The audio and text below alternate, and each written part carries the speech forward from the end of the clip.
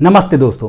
South के जिन actors ने हिंदी भाषी प्रदेशों में अपने काम के जरिए दमदार जगह बनाई है, उनमें सुपरस्टार रजनीकांत पहले नंबर पर आते हैं और जो सबसे ज़्यादा ट्रोल हुए वे हैं प्रकाश राज। दोनों की वजहें अलग अलग हैं। रजनीकांत ने लंबे समय तक पॉलिटिक्स में इंटरेस्ट लिया, लेकिन अब पॉलिटिकल बातें कम ही करते हैं, कम से कम ट्वीट वगैरह तो नहीं करते। वहीं प्रकाश राज पॉलिटिशियन नहीं है, लेकिन पॉलिटिकल बातें खूब करते हैं और उनका क्लियर स्टैंड है।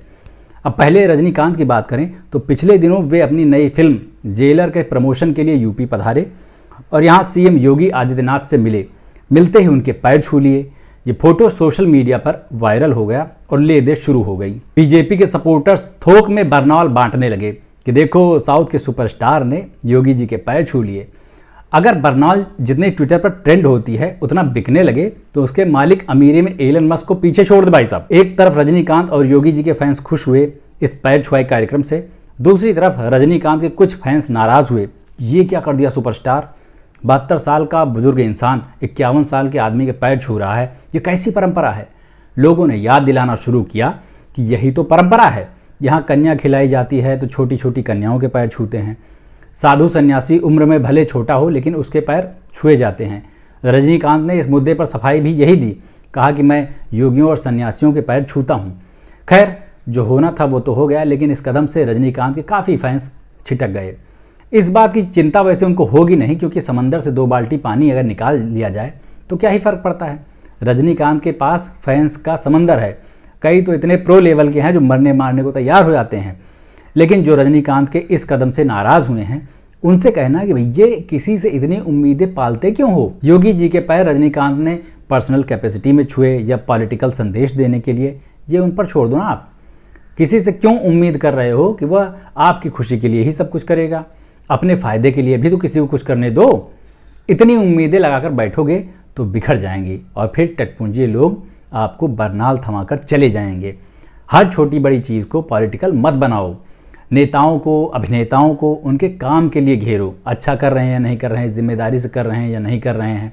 अब जो लोग रजनीकांत के पैर छूने से खुश होकर बरनाल बांट रहे थे, वही प्रकाश राज को एंटी नेशनल और गद्दार वगैरह बोल रहे हैं। इन लोगों ने डीआरडीओ के साइंटिस्ट रहे प्रदीप कुरुलकर को गद्दार नहीं बोला और ना ही ट्रेंड कराया, जबकि उसने सच में देश की खुफिया जानकारी, हथियारों की इन्फॉर्मेशन पाकिस्तान भेज दी थी न्यूड वीडियो कॉल के लालच में।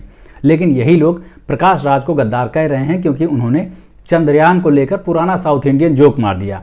प्रकाश राज ने एक प्राचीन मीम शेयर करते हुए लिखा, breaking news, first picture coming from the moon by Vikram lander.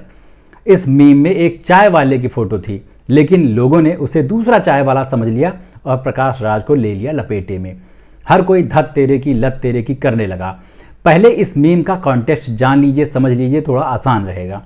South में, ख़ास तौर से केरल में 60 के दशक से एक चुटकुला फेमस है कि यूनिवर्स के किसी भी कोने में चले जाओ, वहाँ कोई मलयाली चाय की टपरी खोले हुए मिल जाएगा।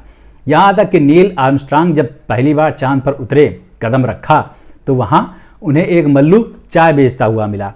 अब आप प्रकाश राज के मीम को देखें तो मामला क्लियर हो जाएगा कि ये वही सदियों पुराना जोक मार रहे थे। लेकिन उनका पिछला रिकॉर्ड देखते हुए लोगों ने फोटो देखकर भी यही समझा कि मलयाली चाय वाला नहीं, गुजराती चाय वाला है। आयरनी ये है कि कॉमेडियंस को भी ये जोक समझ में नहीं आया। किसी के लिए इससे अजीब बात क्या हो सकती है, उसको अपना मीम समझाना पड़े। इसलिए कभी कभी बुरा लगता है। हम हिंदी बेल्ट वाले लोग चाहे जितना कह लें अखंड भारत चाहिए, कश्मीर चाहिए, नॉर्थ ईस्ट चाहिए, फलाना ठिकाना सब चाहिए, लेकिन वहाँ रहने वाले लोगों के बारे में, उनके कल्चर के बारे में, उनके ह्यूमर और जोक्स के बारे में बहुत कम जानते हैं।